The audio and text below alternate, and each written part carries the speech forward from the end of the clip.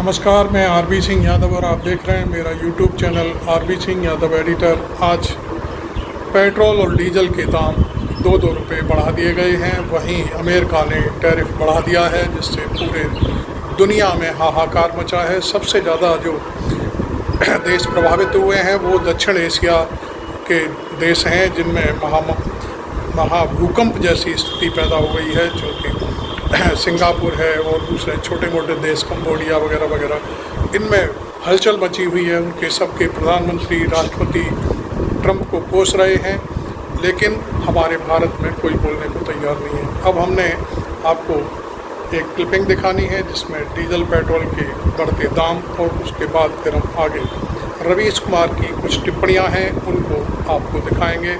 आपने अभी तक मेरा चैनल सब्सक्राइब नहीं किया है तो ज़रूर कर लें, और मेरे चैनल पर ये वीडियो आपको पसंद आए तो इसे लाइक ज़रूर करना। चलिए अब हम देखते हैं कुछ झलकियाँ रवीश कुमार के साथ। भारत का शेयर बाजार डूब गया है, आज नहीं 6 महीने से गिरता जा रहा है। इसका असर नौकरियों पर पड़ेगा। प्रधानमंत्री मोदी तब भी नहीं बोले। कांग्रेस क्यों चाहती है कि प्रधानमंत्री मोदी बोले?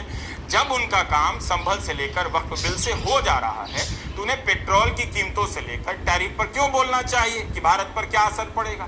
आम का मौसम वैसे भी नजदीक है। इस वक्त आम को लेकर उनसे इंटरव्यू होने चाहिए, ना कि ट्रंप को लेकर।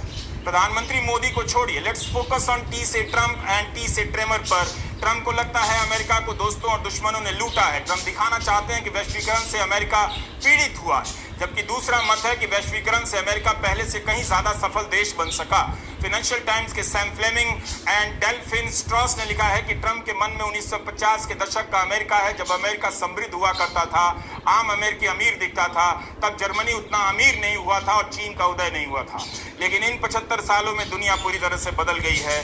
दुनिया एक ग्लोबल सिस्टम में रहती है। ग्लोबल इकोनॉमी में अमेरिका मैन्युफैक्चरिंग हब नहीं रहा। लोगों का भरोसा हिल गया कि पुराने रास्ते पर चलकर अमेरिका का भला हो सकता है। ट्रंप का गुस्सा इन बातों से भरा हुआ है।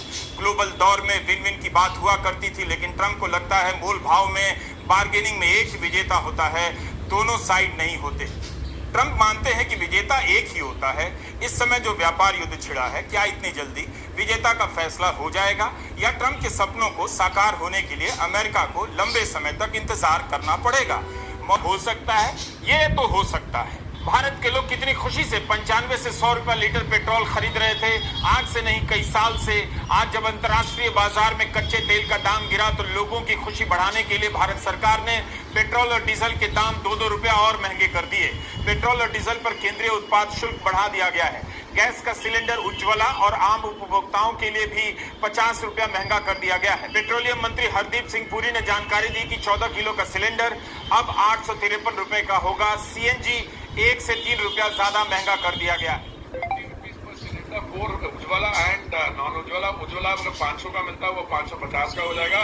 दूसरा 803 का, सो 853 का हो जाएगा। कांग्रेस अध्यक्ष मल्लिकार्जुन खड़गे ने कहा है कि वाह मोदी जी वाह, मई 2014 के मुकाबले अंतर्राष्ट्रीय कच्चे तेल की कीमत में 41% की गिरावट आई है, पर आपकी लुटेरी सरकार ने पेट्रोल डीजल के दाम कम करने के बजाय 2-2 रुपए सेंट्रल एक्साइज ड्यूटी बढ़ा दी है। टैरिफ नीति पर कुंभकर्णी नींद से शेयर बाजार में छोटे छोटे निवेशकों का एक झटके में 19 लाख करोड़ स्वाहा होने से आपको चैन नहीं मिला होगा, इसलिए आपकी सरकार जले पर नमक छिड़कने आ गई।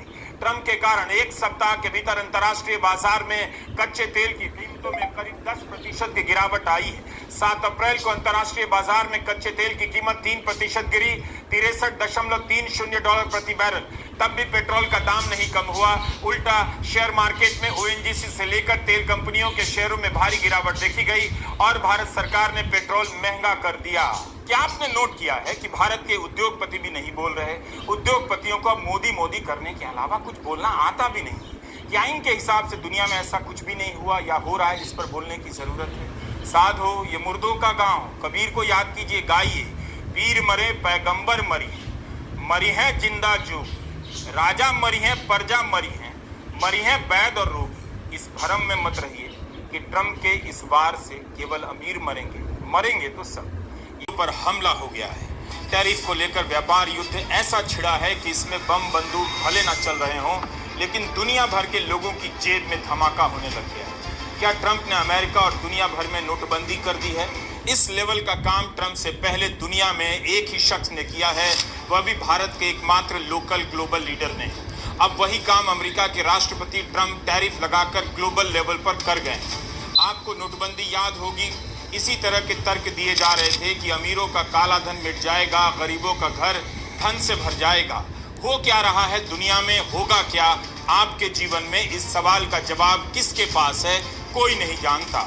लेकिन क्या आप वाकई अमीरों पर हमला होता हुआ देख रहे हैं? उनके हाथ से निकलकर पूंजी उस 60 से 70% लोगों में बंटने वाली है जो गरीब हैं, या इस हंगामे के पीछे से अमीरों का दूसरे तरीके से नियंत्रण होने वाला है?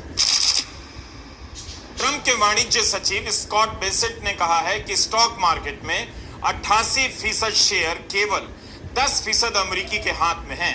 बाकी के 12% स्टॉक 40% लोगों के हाथ में। बाकी लोगों का यानी 50% लोगों का स्टॉक मार्केट से कोई लेना देना नहीं। तो क्या ट्रंप ने 50% अमेरिकी पर हमला बोल दिया है? Do you remember India's only local global leader statement? नोटबंदी के समय उन्होंने क्या कहा था? यही कि नोटबंदी से अमीरों की नींद उड़ गई है, जिनके घर में गद्दे में नोटों के बंडल है गंगा जी में फेंक रहे हैं। देखिए समानता दोनों के विचारों में। नोटबंदी के बाद क्या हुआ? जो भारत गरीब था वो और गरीब हुआ। गरीबों और ना समझ लोगों में ये दलील ठेल दी गई कि उनका कुछ नहीं बिगड़ रहा, जो बिगड़ने वाला है पैसे वालों का बिगड़ेगा।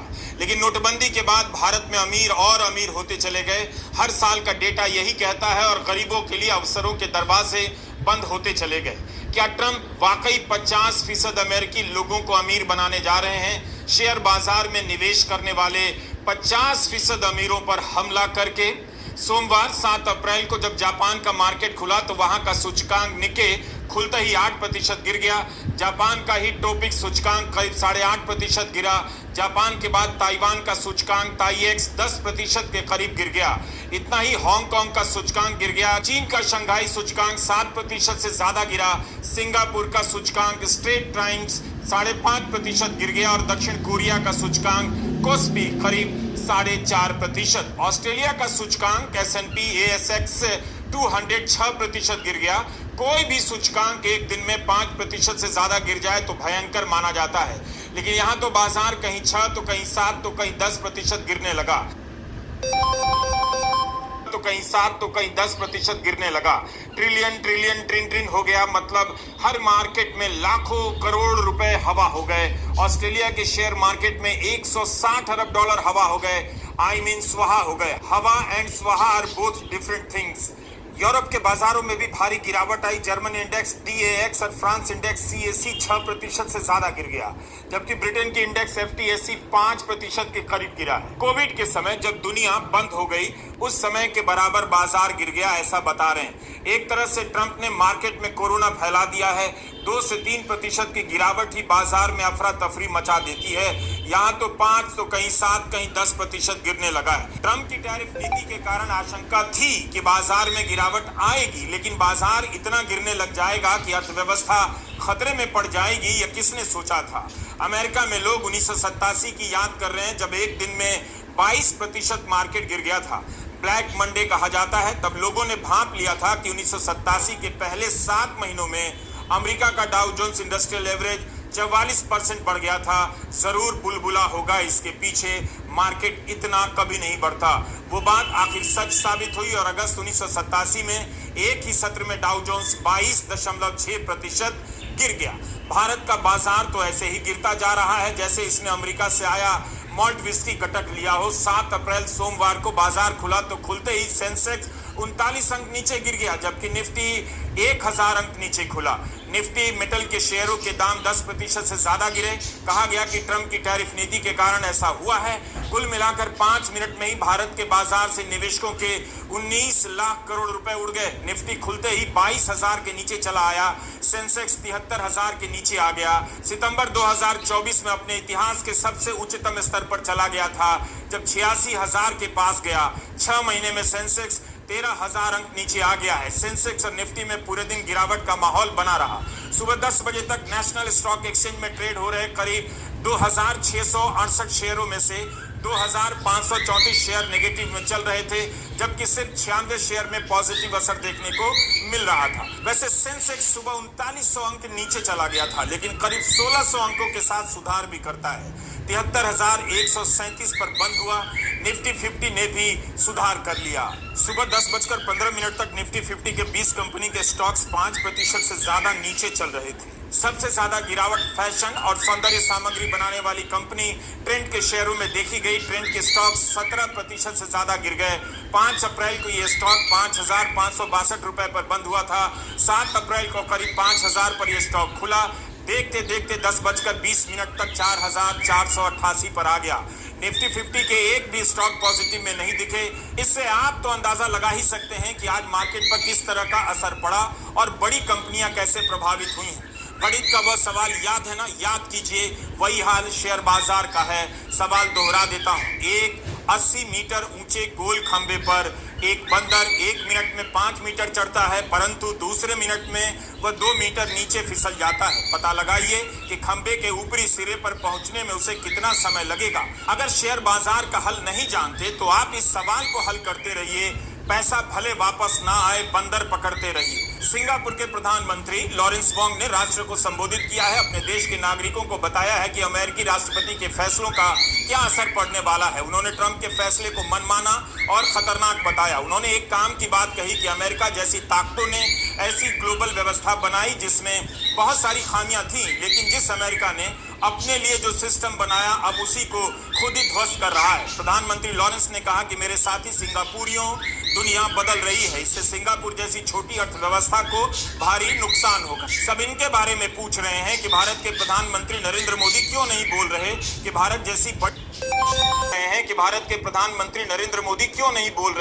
भारत जैसी बड़ी अर्थव्यवस्था पर क्या असर पड़ेगा। सिंगापुर के प्रधानमंत्री कह रहे हैं कि दुनिया ने ऐसा आखिरी बार 1930 में देखा जब व्यापार युद्ध के चलते दूसरा विश्व युद्ध छिड़ गया।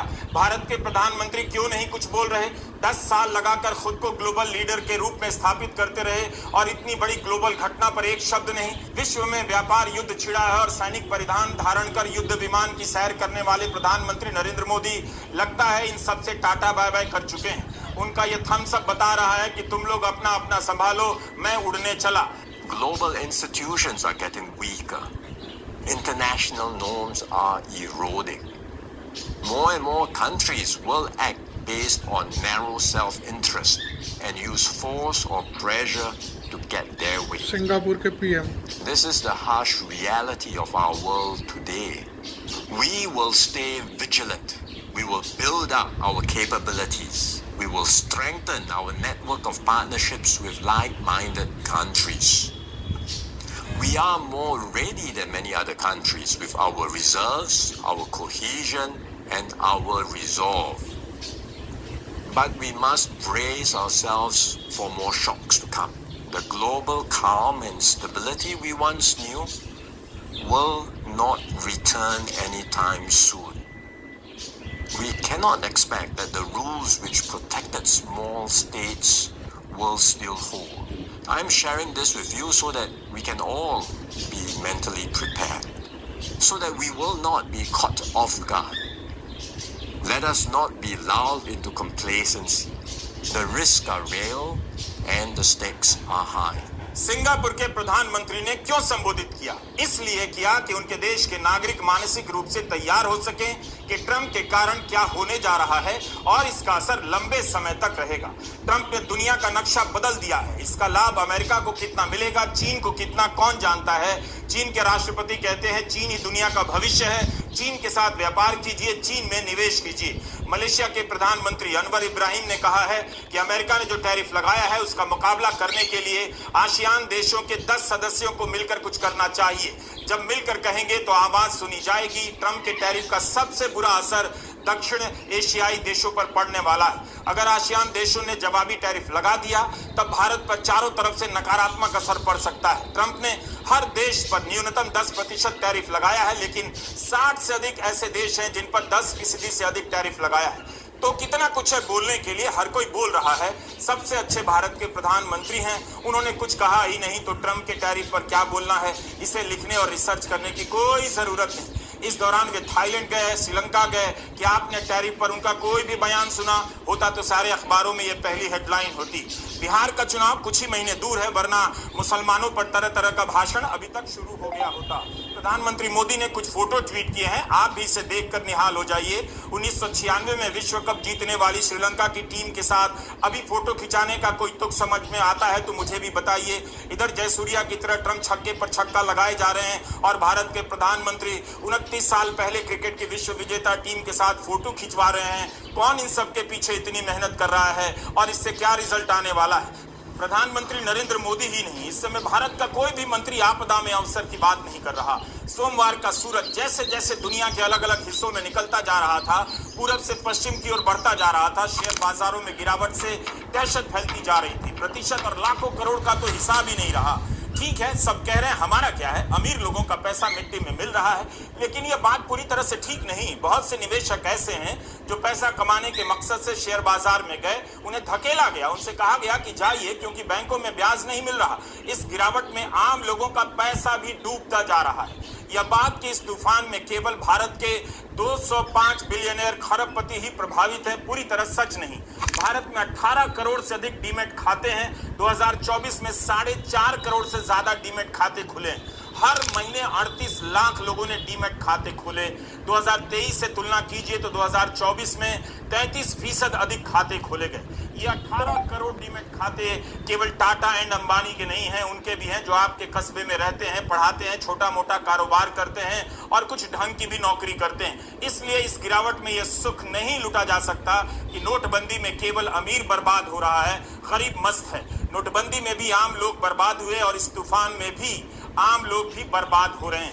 भारत का बाजार 6 महीने से गिरता जा रहा है, लेकिन सोमवार को जिस तरह से गिरा उसके आगे सर मुड़ाते ही आसमान से गिरने वाले ओले भी सहम जाएं, ओले भी स्लो मोशन में गिरने लग जाएं। लेकिन जिस ट्रंप के लिए भारत के लोगों ने हवन किया, उस ट्रंप ने उनकी पूंजी को हवन कुंड में झोंक दिया है। स्वाहा स्वाहा हो रहा है, शांति शांति कब होगी। महीना चैत का है, एक चैती गाने का मन कर रहा है। यही ठैया मोतिया हेराई गईले रामा, कहवा मैं ढूंढूं। अमीर बनाने के सपने का मोती भारत में खो गया।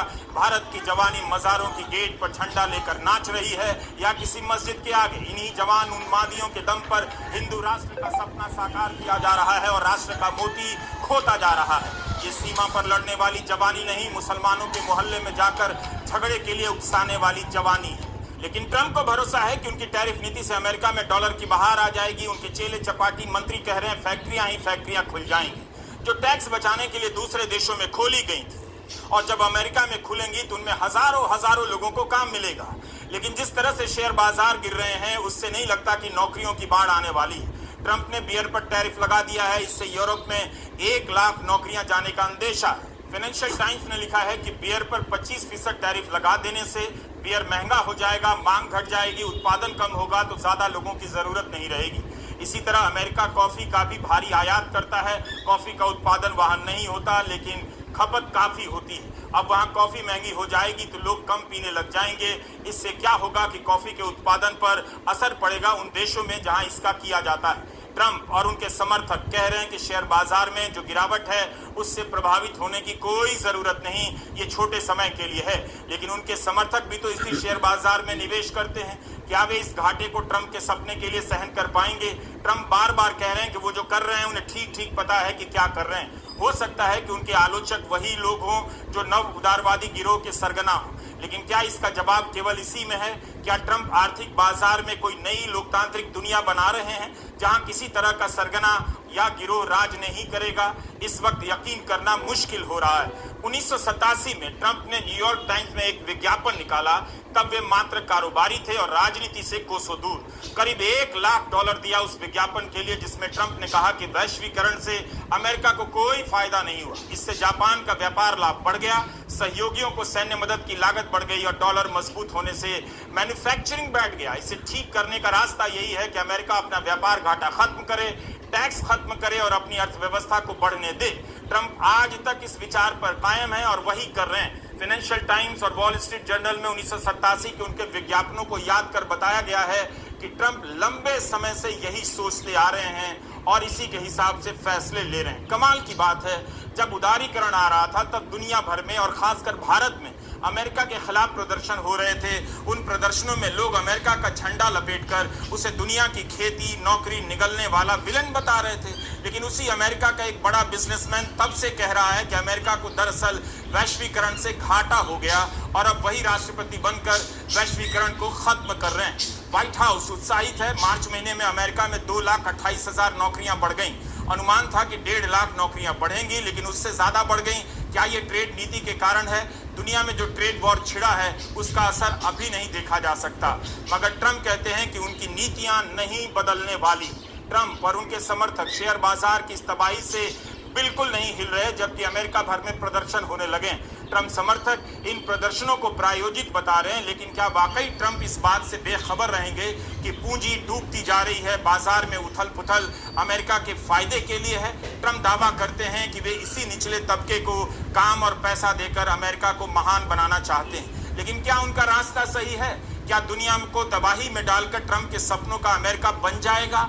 दुनिया में केवल भारत के लोग हैं जो ट्रंप के सपनों का साकार होता देखने के लिए इंतजार कर सकते हैं, क्योंकि दुनिया में केवल भारत के लोग हैं जो नोटबंदी के सपनों का आज तक साकार होने के लिए इंतजार कर रहे हैं। We Indians are waiting and meanwhile dancing in front of मज़ार एंड मस्जिद की सपना पूरा होगा। ये हार्वर्ड लटनिक है, ट्रंप के वाणिज्य सचिव। लटनिक ने फॉक्स न्यूज के कार्यक्रम में कहा है कि आईफोन बनाने में लाखों लोग केवल स्क्रू लगाने का काम करते हैं। इस तरह का काम अमेरिका में आने वाला है। यह अमेरिका के लिए शानदार होगा। अमेरिका में फिर से मैकेनिक, इलेक्ट्रिशियन को काम मिलेगा, उनकी पूछ बढ़ जाएगी। हमारे स्कूलों में पढ़े लिखे नौजवानों को काम मिलेगा। दुनिया भर से हाईटेक फैक्ट्रियां अमेरिका आएंगी तो नौकरियों की बहार आ जाएगी। हार्वर्ड लटनिक ने कहा है कि टैरिफ वापस लेने का कोई इरादा नहीं, कोई बदलाव नहीं किया जाएगा। जबकि नेशनल इकोनॉमिक काउंसिल के निदेशक केविन हेसेट ने कहा है कि 50 से भी ज्यादा देश टैरिफ पर बातचीत के लिए व्हाइट हाउस फोन कर चुके हैं।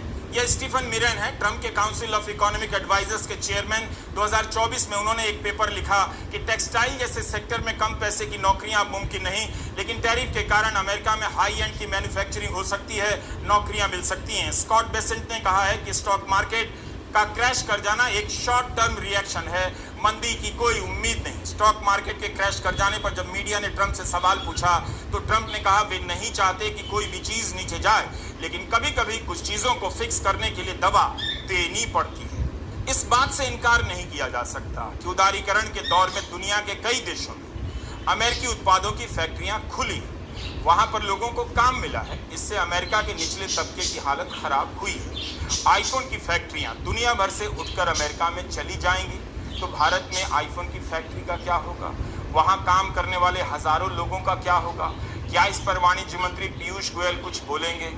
There are these two PPT presenters। इन्हीं के बयान हैं कि एप्पल भारत में 25% आईफोन बनाएगा। एप्पल ने पहले 7 महीनों में $10 अरब का आईफोन भारत में बनाया है। इसमें से $7 बिलियन आईफोन का निर्यात किया है। 4 साल में एप्पल ने 2.25 लाख नौकरियां पैदा की हैं। पिछले ही अगस्त में एप्पल कंपनी ने सरकार से कहा था कि 24-25 का वित्त वर्ष खत्म होते ही भारत में 6 लाख नौकरियां पैदा कर देंगे। 2 लाख नौकरियां तो सीधे सीधे दी जाएंगी। अमेरिका 2.5 लाख नौकरियां बढ़ने का जश्न मना रहा, लेकिन भारत में 6 लाख नौकरियों पर क्या असर होगा, मंत्री कुछ नहीं बोल रहे। धड़ करके स्टॉक मार्केट गिरे ही जा रहा है। कोविड जब 2020 में आया था उसके बाद आज मार्केट सबसे निचले स्तर पर खुला है। देखते ही देखते 5 मिनट में सुप्रिया श्रीनेत कांग्रेस प्रवक्ता छोटे निवेशक बेचारे खड़े अपनी ये बर्बादी देख रहे हैं, लेकिन लोगों को लपक के स्टॉक खरीदने की टिप्स देने वाले मोदी और शाह आज खामोश क्यों है? ये सलाह दिया आपकी सो-कॉल्ड दोस्ती का ट्रंप ने टैरिफ ठोककर। असलियत यह है कि जो विध्वंस अभी मार्केट्स में मच रहा है वो बर्बादी अभी हमारी इकोनॉमी में, हमारे रोजगार में होनी बाकी है।